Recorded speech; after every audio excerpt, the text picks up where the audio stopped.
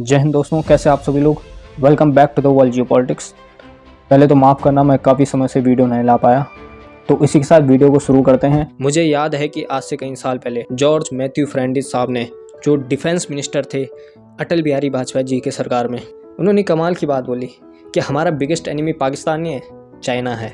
और इंटरेस्टिंग बात यह है, और उनके ये बोलने के बाद ही कुछ ही दिनों में कारगिल वार स्टार्ट हो गई थी। उसके बाद बड़ी आलोचना हुई कि आप ऐसे कैसे बोल रहे हो, हमारा बिगेस्ट एनिमी है पाकिस्तान। पर जो उन्होंने उस समय ये बात बोली थी, आज वो साबित हो रही है। तो he is a great visionary leader.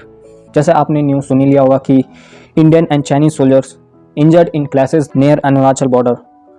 और जैसे कि आप आर्टिकल देख पा रहे हैं, फेस ऑफ हुआ है between Indian and Chinese troop along LAC in Arunachal Pradesh, injured on both sides. और इस हिंसक झड़प में लगभग 20 इंडियन सोल्जर के माइनर इंजरीज हुई है और चाइनीज साइड में इंजरीज हाई नंबर में है।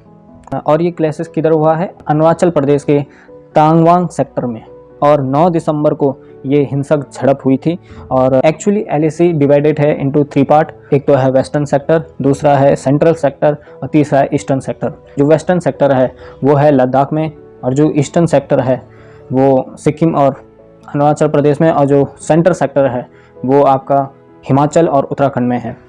एक्चुअली बताया ये जा रहा है कि लगभग 600 चाइनीज़ ट्रूप इंडियन साइड में घुसपैठ कर रहे थे, और उसी समय इंडियन आर्मी ने इनको देख लिया और फिर इनके बीच में एक क्लैशेस हुआ है। और इसी के साथ आफ्टर द क्लैशेस दोनों सेनाओं के कमांडर लेवल की बातचीत होती है, और उसके बाद दोनों सेना डिसएंगेज हो जाते हैं। और मैं यहाँ पर ये बता दूँ, ये फर्स्ट टाइम इंसिडेंट हुआ है आफ्टर द जून 15, 2020 इंसिडेंट।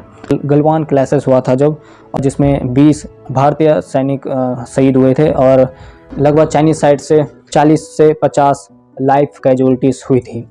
और जैसे आपको पता ही होगा कि अकॉर्डिंग 1996 एग्रीमेंट, जब भी फेस ऑफ होगा तो दोनों साइड से गोलियां कभी भी नहीं चलेगी, ऐसा इस एग्रीमेंट में कहा है। इसी के साथ अक्टूबर के महीने में 2021 में इसी जगह में एक सिमिलर इंसिडेंट हुआ था, जब कुछ high number of Chinese soldiers घुसपैठ कर रहे थे इंडियन साइड में, और फिर उनको डिटेन कर लिया था। फिर बाद में नेगोशिएशन के बाद उनको छोड़ दिया गया। एक्चुअली चाइना क्लेम करता है कि अरुणाचल प्रदेश उसका है, और इसीलिए वो इस तरह की हरकतें करता रहता है। और जैसे कि आपने देखा ही होगा कि जब भी कोई बड़ा नेता, जैसे कि प्राइम मिनिस्टर या डिफेंस मिनिस्टर यात्रा करने जाते हैं अरुणाचल प्रदेश में, तो चाइना स्ट्रॉन्ग अपोज करता है इस यात्रा को लेकर। ऐसा चाइना क्यों कर रहा है, एक सवाल यहाँ पर भी आएगा। तो मेरा ये मानना है कि पहला तो ये है कि चाइना के प्रेसिडेंट शी जिनपिंग है वो काफ़ी डिस्टर्ब हो चुके थे हाल ही में, जो चाइना में इंसिडेंट हुए हैं कि शी जिनपिंग स्टेप डाउन, कि शी जिनपिंग इस्तीफ़ा दो। तो उससे परेशान होके और वहाँ से ध्यान भटकाने के लिए तो उन्होंने इस तरह का मूव चला है। तो ये है कि पिछले महीने प्रधानमंत्री मोदी जी ने एक बजट पास किया है अरुणाचल प्रदेश के लिए, ताकि बॉर्डर्स में रोड बन सके और कनेक्टिविटी बेहतर हो। और इसको लेकर चाइना ने काफ़ी स्ट्रॉन्ग अपोज किया था।